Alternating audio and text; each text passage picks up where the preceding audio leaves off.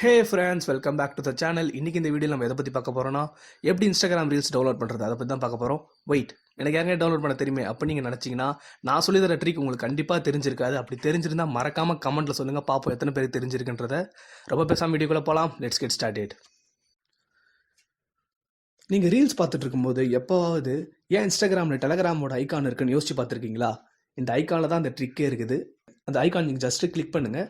Click பண்ணிங்கன்னா blue கலரில் add post to your ஸ்டோரின்னு ஒரு ஆப்ஷன் இருக்கும். அந்த ஆப்ஷனை கிளிக் பண்ணுங்கள்.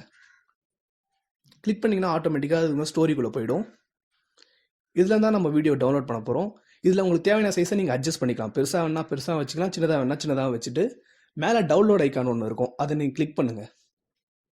கிளிக் பண்ணிங்கன்னா ப்ராசஸிங்னு காட்டும். கொஞ்சம் நேரத்துக்கு அது வீடியோ சேவ் ஆகிட்டு இருக்குன்னு அது அர்த்தம்.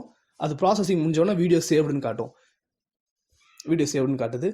இப்போ நீங்கள் எப்பயும் போல உங்கள் கேலரியில் போய் வீடியோ செக்ஷனில் பார்த்தீங்கன்னா அந்த வீடியோ சேவ் ஆகிட்டு இருக்கும். அவ்வளோதான் ஃப்ரெண்ட்ஸ் இந்த வீடியோ உங்களுக்கு பிடிச்சதா மறக்காமல் லைக் பண்ணுங்கள், உங்கள் ஃப்ரெண்ட்ஸுக்கு ஷேர் பண்ணுங்கள். கண்டிப்பாக உங்களுக்கு யூஸ்ஃபுல்லாக இருக்கும்.